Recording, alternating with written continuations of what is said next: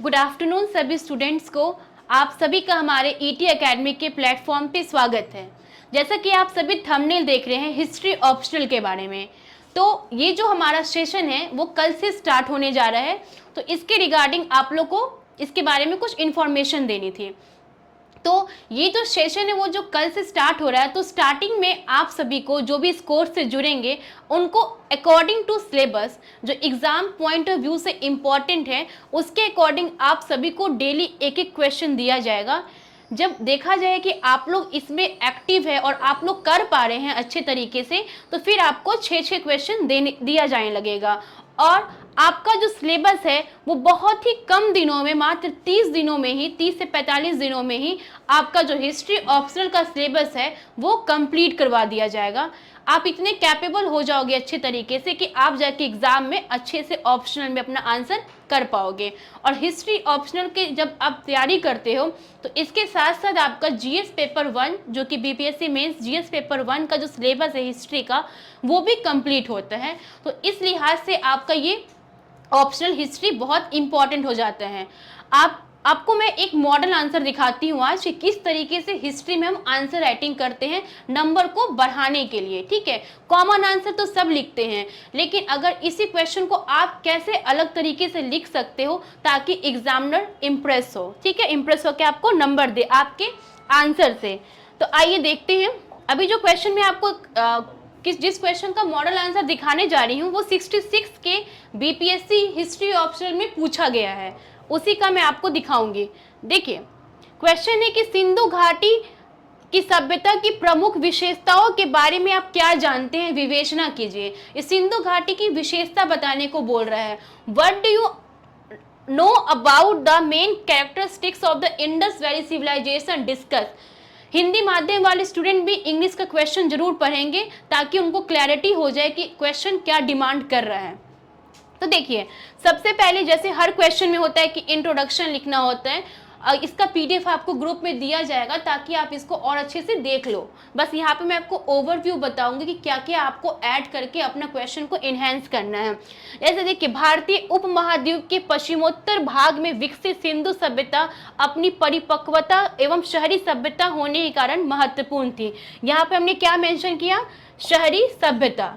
तो इससे ये पता चलता है क्योंकि सिंधु घाटी सभ्यता की ये मेन कैरेक्टरिस्टिक्स है क्या, तो शहरी सभ्यता। तो इस तरीके से आपको इसका इंट्रोडक्शन लिखना है। फिर आपको इंट्रोडक्शन में ही जब आप उसको खत्म करोगे तो एक मैप बनाना है। आपको बताना है कि सिंधु घाटी सभ्यता जो इसकी विशेषता है तो ये अपने आप में इसका क्षेत्र, इसका जो भौगोलिक विस्तार था वो कितना था। तो आप इसको इस तरीके से कि इस सभ्यता की भौगोलिक विस्तार को निम्न मानचित्र के माध्यम से देखा जा सकता है। तो आपको मानचित्र बना देना है और बता देना है कहाँ कहाँ तक इसका भौगोलिक विस्तार था।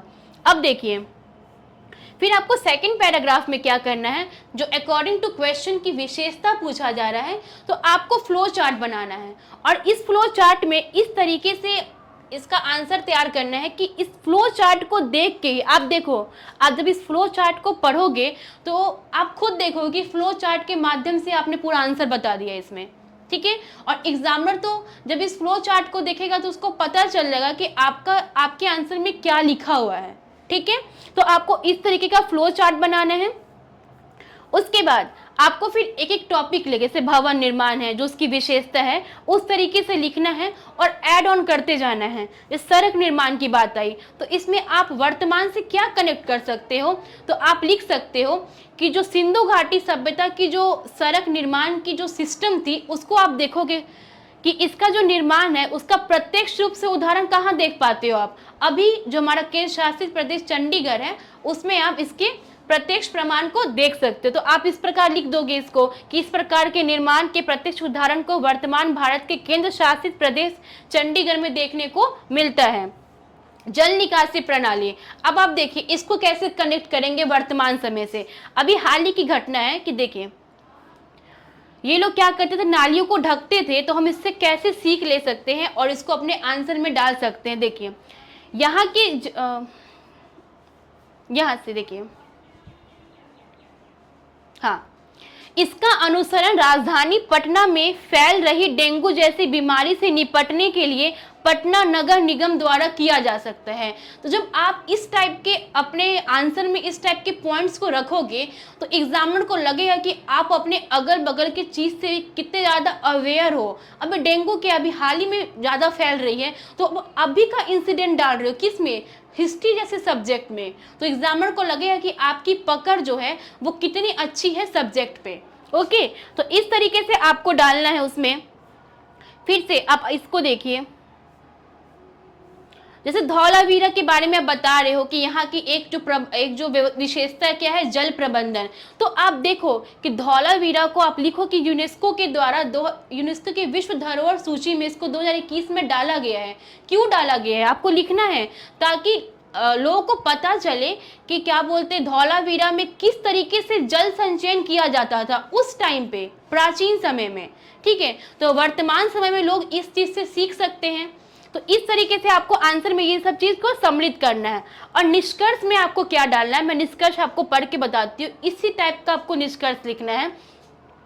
निष्कर्षतः कहा जा सकता है कि सिंधु सभ्यता का नगर नियोजन आज नीति निर्माणकर्ताओं को आधार प्रदान कर रहा है। ठीक है, क्योंकि देखिए अब अभी हाल ही में बेंगलुरु में बाढ़ की समस्या आई थी, तो वहां पे हम सिंधु घाटी के मॉडल को ले सकते हैं। इतना बड़ा शहर होने के बाद भी वहां पे बाढ़ जैसी समस्या हमेशा घटित होती है। तो नीति निर्माता जो हैं उनको सिंधु घाटी सभ्यता से सीख लेनी चाहिए और उसका क्रियान्वयन अपने नीति निर्माण में करना चाहिए।